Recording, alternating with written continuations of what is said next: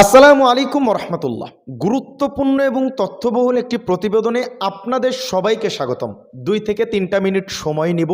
খুবই গুরুত্বপূর্ণ একটি বার্তা আপনাদের পর্যন্ত পৌঁছানোর জন্য আজকের এই ভিডিওটি করতেছি। প্রিয় দর্শক মণ্ডলী, প্রেক্ষাপটটা বুঝতে হলে একটু পিছন থেকে আসতে হবে। বিএনপির নেত্রী খালেদা জিয়াকে যখন গ্রেফতার করে, বিএনপির নেতাকর্মীরা হই সই সবাই অনেক কিছু, কিন্তু কিছু করতে পারে নাই। সবাই ইয়ানাফসি করে ঘরের ভিতরে ঢুকে গেছে। জামাত ইসলাম এত বড় দল, তাদের নেতাকর্মীকে যখন একে একে শেখ হাসিনা ফাঁসি দিল, জামাতও গর্তের ভিতরে লুকাইছিল, কিছু করতে পারে নাই।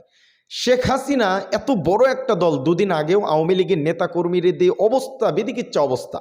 মুজিব কোট পরে কে কত মুজিব প্রেমী, সবাই লাগাতার মুজিব কোট পরে জয় বাংলা স্লোগানে বিমোহিত ছিল পুরো বাংলাদেশ। কিন্তু আজকে একটা স্পষ্ট ঘোষণা ছিল, ধানমন্ডিকে উড়াইয়া দেওয়া হবে। কিন্তু শেখ হাসিনার সেই নেতৃবৃন্দ কোথাও তাদেরকে পাওয়া যায় না, তারা আসে নাই, কারণ তারাও ইয়ানাফসি করতেছে।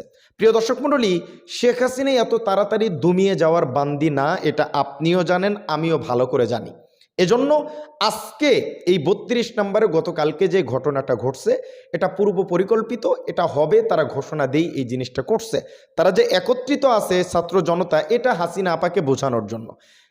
কাহিনীটা তখনই ঘটছে, গ্যাঞ্জামটা তখন লাগছে শেখ হাসিনা যখন নিজে বলছেন ছাত্রদের উদ্দেশ্যে ভাষণ দিবে।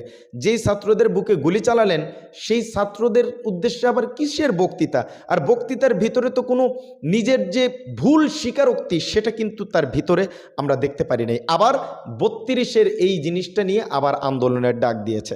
আপনারা দেখতে পাচ্ছেন স্পষ্ট ঘোষণা, সংগ্রাম গড়ে তুলুন। নেত্রী বেঁচে আছে, আমাদের যে নিঝুম মজুমদার, টয়লেট মজুমদার, তিনি আছে, বারবার বলে নেত্রী বেঁচে আছে, আমাদের সাহস আছে, হ্যান আছে, ত্যান আছে। কই 32 নম্বরে তো কেউ আসলো না, 2 জন আসছে। ওটা ওটা আওয়ামী লীগের এত অল্প নেতা কর্মী, এরা আবার ঘোষণা দিচ্ছে এরা হেই করবে সেই করবে। বাবা, দল ক্ষমতায় থাকলে সবার হাতে পাওয়ার থাকে। আওয়ামী লীগ যখন ক্ষমতায় ছিল, তাদের নেতাকর্মীকে প্রোটোকল দেওয়া, তাদের বিভিন্ন ধরনের সুযোগ সুবিধা তারা জনগণকে বা তাদের নেতাকর্মীকে দিছে, জনগণরে দেয় না। তওবা আস্তাগফিরুল্লাহ, জনগণ মুখে চলে আসে, জনগণের হয়ে কাজ করতে চাইতো, আল্লাহ যদি কবুল করে। তো যাই হোক, শেখ হাসিনা আবার নতুন করে তার দলকে গোছাইতেছে, আবার ডাক দিছে।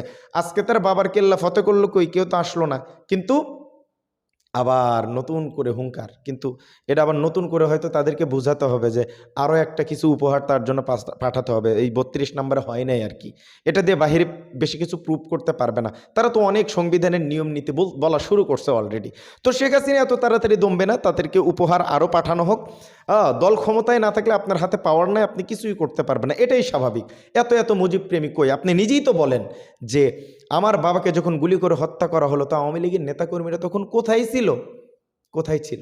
বিপ্লব আবার নতুন করে শুরু হয়েছে। তো আপনারা কি মনে করেন, শেখ হাসিনা তিনি কি পারবেন আবার সংগ্রামী একটা ঐক্য আওয়ামী লীগের ভিতরে তুলে সবাইকে মাঠে নামাতে? অবশ্যই কমেন্ট করে জানাবেন। এই ডাকটাকে আবার সফল হবে কিনা, এটাও কমেন্ট করে জানাবেন। আজকের ভিডিও পর্যন্তই। ভালো থাকবেন, সুস্থ থাকবেন। এরকম নিত্য নতুন আপডেট পেতে আমাদের চ্যানেলটি সাবস্ক্রাইব করে দেবেন। আসসালামু আলাইকুম রহমতুল্লাহি ওয়া বারাকাতুহু।